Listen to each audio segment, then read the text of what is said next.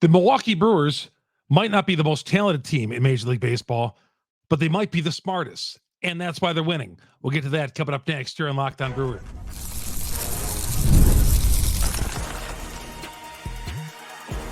You are Locked On Brewers, your daily Milwaukee Brewers podcast, part of the Locked On Podcast Network, your team every day. I love teams that play smart. I love teams that overperform, and I love teams that win. And we're getting that from this Milwaukee Brewers team right now. They're doing everything, and this is why they're in first place. And I've been watching this, and it dawned on me today again. It's like, man, this team is so smart. They outthink and outwork the other team. Hi, everybody. Chuck Freeman, Locked On Brewers, part of Locked On Podcast Network. We are your team every day. Good to have you along as you get up here on a Thursday morning. Google, Spotify, Apple. We're on all the major downloads. Wherever you download your podcast, we are there. We're the number one Brewer podcast on the internet for a reason, because you're great Brewer fans out there. And, of course, our growing YouTube page. Search Locked On Brewers. Hit the subscribe button. Hit the bell. They'll alert you every time we drop an episode here on Locked On Brewers. Excuse me there for a second. I had an English muffin with peanut butter on it. I was so hungry before doing this tonight, and I was like, man, I got to have something to eat. Nothing in the house. If I opened up the Doritos, I'd be destroying that whole bag. So I had to eat something that I wasn't really hungry for, but I ate anyway. But I'm good now. And I went out to dinner late last night too, so it's all good. Hey, everybody. How about the Milwaukee Brewers? It was great being out there again today. You know, I love me some Wednesday afternoon or Thursday afternoon midweek Brewers baseball. I love it, man. Beautiful day. Temperatures in the mid 80s. Watching our favorite baseball team just outthink and outwork the other team. Yes, Pat Murphy is outsmarting other teams. This is something I thought I'd see more of Craig Counsell doing, but Pat Murphy's actually doing it. Hearing him analyze a double steal today at the post-game press conference and the scouting that they do on it is fantastic. I almost swore there and put a prefix before that. It is fantastic. I love it. He was talking about, and of course, when a reporter asked him about it, he's not, he joked, he said, "You want me to give you the sign?" And then he was talking about where the infielder's position and what this is going to happen, and the pitcher's delivery to the plate. And he felt, you know, with in that sixth inning, it was a 1-0 game in favor of Toronto. It was one of your typical Brewer games where they were stranding runners on first base, left and right. Their bases loaded, and you name it. Guys coming up with runners on base. First and second bases loaded. First and second, 1 out. First and third, 2 outs. In the sixth inning, when the Brewers finally dented the scoreboard. First and third, 2 outs. There was nobody out in the inning. And then Blake Perkins drew a walk. And that got things going right there. Perkins draws the walk. And I guess I got my scorecard here. Then Turang is just going to find a way to get on base. Base hit. You had runners at the corners with Contreras up. And they did a double steal. And in from third, comes Perkins, and the Brewers tied up. Now, Kirk, the catcher for Toronto, threw the ball to the shortstop, who was cutting in. They had a play on. I thought the Brewers just caught them with their pants down, quite honestly. And I heard Schneider, the manager, I was there for the press conference. He talked about they had the play on, and that Kirk, the catcher for Toronto, just threw the ball low. I don't know. To me, I thought they caught him off guard. I didn't think they thought with Contreras at the plate that the Brewers would be putting on the squeeze play there, the double steal. Not the squeeze play, the double steal. And they did. And Kirk's throw was in the dirt to the shortstop, and the run comes home. Just beautifully executed. Just smart baseball. And the Brewers, look up and down this line. Turang, smart. Contreras, smart. Yelich, smart. Willy Adames, high baseball IQ. Sal Frelick, high baseball IQ. Jake Bauers, I don't know about his baseball IQ just yet, but let's assume he's smart. Jackson Chourio, 20 years old, does a lot of smart things. Oliver Dunn, smart things. Blake Perkins, smart things. All these guys. You can't look at any one of those guys I named and say, and feel nervous about them doing something that's going to cost their team a game. All of those guys are going to do something to contribute to the team's victory and get the job done. This is a smart baseball team. I thought Murphy pulled the rug right over Schneider's eyes with that double steal. I don't think the Blue Jays were ready for that as well. And then later in the bat, okay, they get a base hit by Contreras. Yelich drives it around with a base hit. So it's 3-1 at this point. And then Willy Adames yanks, or he didn't yank it. He drilled it to straightaway center off the scoreboard, halfway up the scoreboard, 5-1. And I told my buddy Spencer Williams, yes, Spencer, you made my podcast. My buddy Spencer Williams from the Wisconsin Radio Network says, Spencer, this game is over. We'll get to the ninth inning coming up here in a little bit. Over. So they're up 5-1. And you see the body language of the Blue Jays out there. Just terrible. Sal Frelick lays a drag bunt on the first base line. Let's get the party started again. Now, unfortunately, he never scored because the next player, Bowers, made out. But just a smart move. You got the defense back there just, feeling horribly because the Brewers just put up 5 runs after 2 were out. And then Frelick trying to get the party started again with a little drag base hit. Now, he didn't score, but I like the idea. The point is, the idea was great. Smart baseball is great. I love watching teams outthink. The Brewers are talent-wise. Look at who the Blue Jays got. Bichette, Springer, and Vlad Guerrero. I changed my mind about Vlad Guerrero after seeing him this series, and he pinch hit. Let the Cubs have him. I said, let's not have, hopefully Vlad Guerrero's not in this division. God, you talk about a guy who doesn't hustle. Let the Cubs go after Vlad Guerrero, and let's hope they give up a ton for him. Yeah, I have no problem with Vlad Guerrero in this division. Watching just him sleepwalk through 2.5 games, all the talent in the world that guy has. I mean, that guy I thought he had superstardom on his mind in 2021 with the 48 home runs. Again, the Jays do rally in the 9th inning. They put up 3 runs. They got 3 hits off of Hobie Miller to start the inning. And then Trevor McGill walks a runner to load the bases. And you're thinking, oh boy, bases loaded, nobody out. And a strikeout to Springer and 2 flyouts, one to Kirk, straightaway center.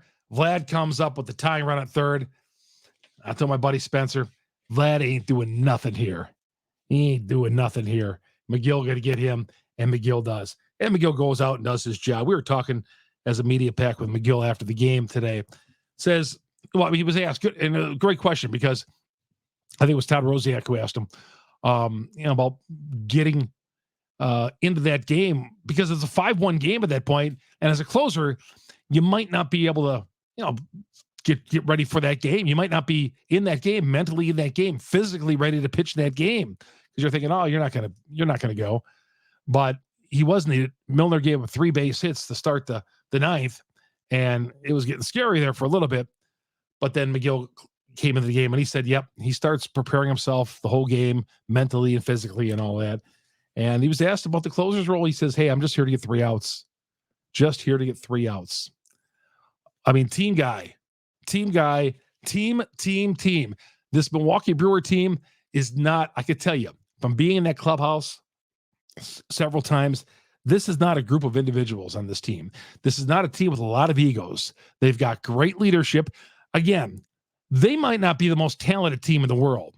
They're not the most talented team. They're not the most talented team in this division. When healthy, they're not the most talented. You add all these injuries to it, and yes, the Brewers got to do these things, and they do, and they execute, and they don't beat themselves.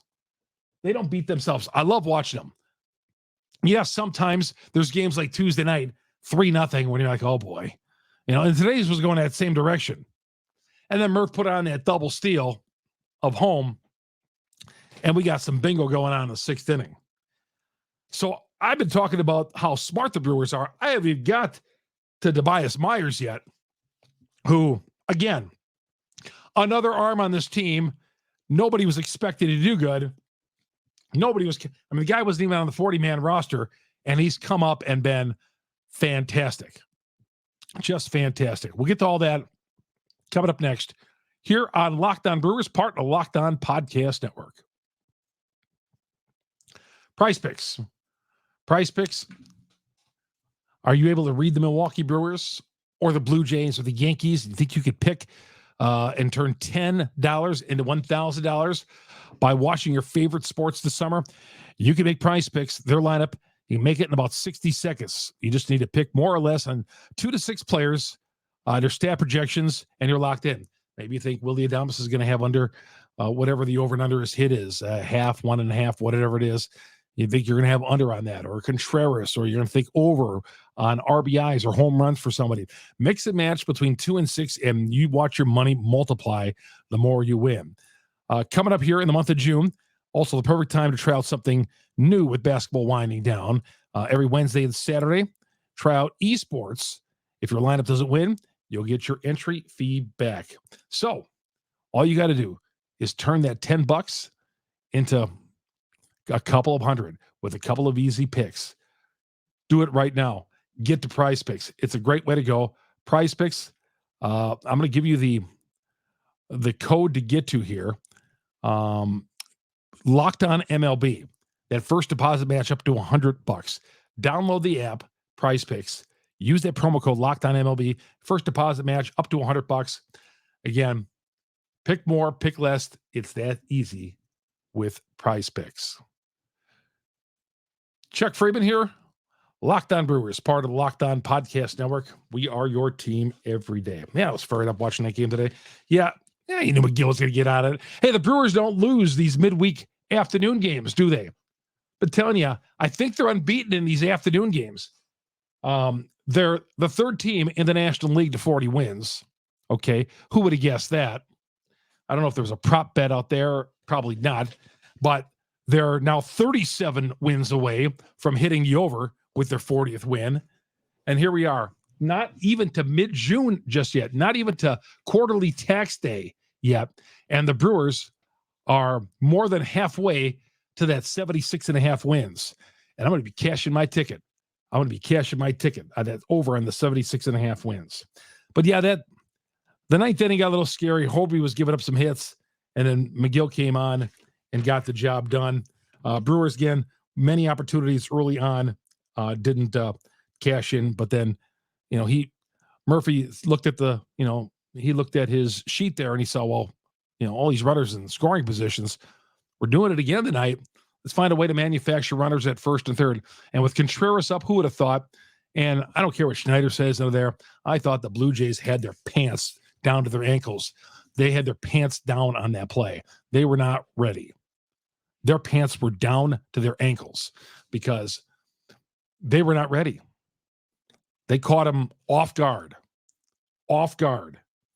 So good for them. Good for the Brewers. And the Brewers were the better team, and they're the smarter team, and they're the most talented team on that field. They took 2 or 3, another 2 or 3. You know what? They got swept by the Phillies last week, 3 straight, and we thought a week ago today, we thought, well, here we go. They had an off day, and they took 2 or 3 from Detroit, and they come back and they take 2 or 3 from the Toronto Blue Jays. And now the Reds are coming into town before the Brewers go on the West Coast trip for a first time this year. West Coast. Remember last year, the Brewers hit the West Coast up in April, but they got the West Coast. They got a couple of trips coming up to the West Coast this year. So good for the Brewers. Let's get 2 or 3 from the Reds. And by the way, on Locked On Brewers tomorrow, it'll be a crossover with the fellows from Locked On Reds, which is always fun. Jeff Carr and company will be joining us coming up tomorrow. We'll be joining them, a little bit of a crossover. All right. I like it. Yep. The Blue Jays had their pants down. Really. Their pants were down, and the Brewers were able to take advantage and get the job done. Just outsmarting the Blue Jays. I love that. Man, Pat Murphy. People doubted that guy when they Brewers hired him. I saw some groans from people. Well, Ricky Weeks should be the manager in waiting. Pat Murphy right now is the manager of the year in baseball. There's no doubt about it. Anybody else, any one of these national guys want to challenge me on that, have at it. Pat Murphy is the manager of the year in Major League Baseball, period. American National League doesn't matter. Pat Murphy, manager of the year. Tobias Myers. How about this guy? Was it, again, not on a 40-man roster. He's up this record of 3-2, a 3.76 earned run average. He pitched last Friday, pitched that one hitter over 8 innings against Detroit, and he comes right back 6 innings over 3 hits over 6 innings. And funny thing is, Murph said, yeah, I could have kept him out there. He was dealing. I could have kept him out there, but I decided to, bring him back a little bit. Our bullpen is fresh. We got Thursday. Murph, smart manager. Brian Hudson coming in, and Brian Hudson's not going to give up any runs. That guy is so rock solid. And then again, 9th inning got a little scary, but that's okay. But Tobias Myers, feeling more and more confident, he says, after every start, going out there, and he says he's not overthinking things outright now anymore. He's just going out there and pitching his game. But how about it? Where would they be without Tobias Myers, Colin Ray, guys like that? 12 different starters on this team. Even Rodriguez Tuesday night pitched well enough. I know he got in some early jams and all that, but Rodriguez, did enough. If the Brewer offense could have rescued him a little bit. So Myers here to stay in that rotation. I think the Brewers love him. Seems like a good kid. We had a chance to interview him, of course, after the game today. And that was it. Rhys Hoskins, I'll say this. Rhys Hoskins not in the lineup. Now I asked around a little bit on this. I said, what's the deal with Rhys Hoskins not in the lineup? And I hope it's not a righty-lefty thing with Rhys Hoskins. And some feel like they were just giving him the day off. So Bowers did play first base, but he grounded out with the bases loaded back in the first inning. But I don't care if it's a righty or lefty. Let's not be platooning our guy Rhys Hoskins. Rhys Hoskins is an everyday player. He shouldn't be platooning. But I was worried that since there was a righty on the mound, I was like, oh no, Murph's he's not getting Bowers in there because he's platooning Hoskins, is he? So it appears, I don't have official word, but from people I trust I've talked to, sounds like they were giving Hoskins a rest. Injury update, Ortiz, he says his hamstring isn't all that bad. He feels like he's going to be ready to play coming up here, maybe Friday night. Feels his hammy. Hurt his hammy a couple of days ago, but he's having a really good year, all-star type year, I would say. He's probably not going to be an all-star because of name recognition. Doesn't have a big enough name just yet. But of course, if he played for the Yankees, everybody would have heard of Joey Ortiz. Mark Antanasio, I saw this. He's trying to invest in a Portugal soccer team. Now, a guy could do with his money whatever he wants to do. I'm not going to tell him what to do with his money, me especially. But I don't know. I just when my team has not won a championship yet, okay, my owner, I'd like to see him concentrate on my baseball team and put his resources into my baseball team. If I'm selfish on that, okay, but owning a Major League Baseball team is big stuff. And I know all these guys got other things going on, and he's got that investment in a British soccer team, I want to say. But apparently he's showing some interest in a Portugal soccer team, from what I understand. Again, he's allowed to do obviously whatever he wants to do, but I prefer my owner to be like George Steinbrenner, owning, George Steinbrenner owned part of the Chicago Bulls too, but he was a very, very, very minor owner. He was not going in and watching the Bulls in the 70s. George Steinbrenner was owning the Yankees, and he lived and breathed and died with the New York Yankees. Now, I don't need to be Mark Antanasio to be controlling all the player moves like Steinbrenner, the boss, was doing, but I like that Steinbrenner bought the team, and if I pay you to do something, you're going to do it. If I'm paying you $700,000, you better hit me. 35 home runs, and this is $700,000 back in the 70s. If I'm paying you $700,000, you better go out there and produce for me. I like that. I kind of like that attitude. Not everybody could play for him. He's firing managers left and right, but I liked him as an owner. I always liked George Steinbrenner. And I'm not saying Mark Antanasio is going to be like that, complete control freak, but I want Attanasio to be focused on the Milwaukee Brewers. We need money to spend for a pitcher or an outfielder come July. Please, I don't want you spending your money in Portuguese soccer, in British soccer. I want you on American Milwaukee Brewers baseball. My vested interest and yours. Maybe I'm reading too into that. I'll tell you what, Ken Rosenthal talking about trading Willy Adames.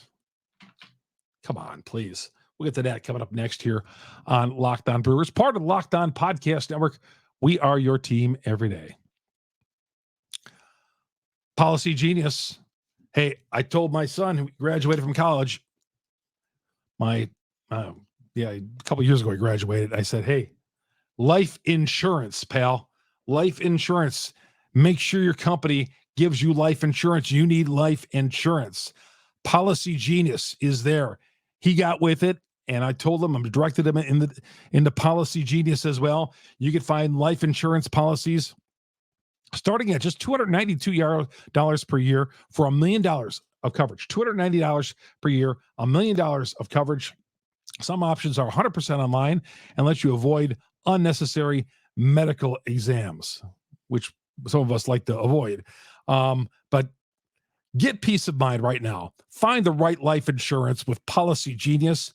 Head to policygenius.com. Click the link in the description if you're watching me on YouTube and get your free insurance quotes. See how much you could save with policygenius.com. Again, your work life insurance may not be enough for your protection or for your family needs, or even worse, it may not come with you if you leave your job. Policygenius.com, policygenius.com. Their job is they have no vested interest. Their job is to help you get the right insurance for yourself. Here on Locked On Brewers, we pride ourselves on getting you the latest news for your team, whether it's off-season, the draft, spring training, or the playoffs year-round. You know what else is year-round? Collection season. That's because the tax season isn't over. Doesn't mean that just because the tax season over, doesn't mean the IRS will stop coming after you for your unfiled taxes. The IRS can garnish your wages, levy your bank accounts, and even seize your property. Don't let the IRS target you. Let the licensed professionals and tax experts at Tax Network USA go to bat for you. 14 years of experience, A+ rating by the Better Business Bureau. Tax Network USA has saved their clients over $1 billion in tax debt. Whether you owe taxes, have complicated matters that require tax planning, or finally hit that parlay this season and need help with the correct filing, call 1-800-549-1000, 1-800-549-1000. Visit tnusa.com/locked on. See the link in this episode description below. Chuck Freeman here on Locked On Brewers. Heading down the home stretch of Locked On Brewers, part of Locked On Podcast Network. We are your team every day. We'll be with the guys from Locked On Reds tomorrow, talking some Brewers Reds this series. I know the Brewers have had the Reds number this year, doing a nice job against the Reds, lead the season series. And, they got a couple of real good players. Reds, they've had a couple of nice winning streaks this year. Had a 7-game winning streak ended this weekend by the Cubs. But they're in the thick of the things, just like everybody else is, 7.5 games behind the Brewers in the NL Central. So a little thing on Ken Rosenthal says the Brewers should trade Willy Adames for pitching. Before I get into this, I got to take a quick drink. There we go. What? Trade Willy Adames for who? Are you kidding me? Did you see the home run off the scoreboard? If you were going to trade Adames for pitching, should have did that before the season started. No, don't be trading the heartbeat of this team, Willy Adames, for anybody. Rosenthal says they need pitching. Trade Willy Adames for pitching. That would be such a stupid move for the Brewers to make. We remember the Josh Hader move a couple of years ago and where that sent this team. Adames has got the ear of a lot of kids on this team. Adames is a veteran, okay, and he's got the ear of a lot of kids on this team. He is, like I said, the pulse of this team. He's the heartbeat of this team. He's the man on this team. He's one of the big team leaders on this team, along with a few others, like Freddie Peralta. But I would say if the Brewers even thought about trading Willy Adames, shame on them. Ken Rosenthal, come on, you know better than that. Trade him for pitching. It's not been the pitching that's been the problem for the Brewers. It's been the offense. Let's face it, guys, right? We keep talking about pitching, and maybe the pitching does melt down, but right now, scoring runs seems to be an issue with this team. But I have no question. I don't doubt that they're going to go for pitching when the time comes. They'll acquire a couple of arms, and they're not going to be top of the level guys. They're going to be some bargain basement blue light specials that the Brewers will always get. So, and we'll be disappointed. But the guy will probably come out there and do his job. Sometimes the Brewers make a trade like that. It doesn't work. We don't have to name names, but they've made some trades like that have not worked. Well, that's going to do it for me today. Thank you, everybody. You find our podcast on Google, Spotify, Apple, on all the major downloads. Hit me up on YouTube. Search Locked On Brewers. Hit the subscribe button. Hit the bell. That alerts you every time we drop an episode here on Locked On Brewers. Follow me on Twitter, Chuck Freeman. Chuck Freeman, F-R-E-I-M-U-N-D. I had to look to make sure I got my name right. F-R-E-I-M-U-N-D. It's going to do it. That was a joke there. That's going to do it. Chuck Freeman, Locked On Brewers, part of the Locked On Podcast Network. We are your team every day. See you tomorrow night, everybody.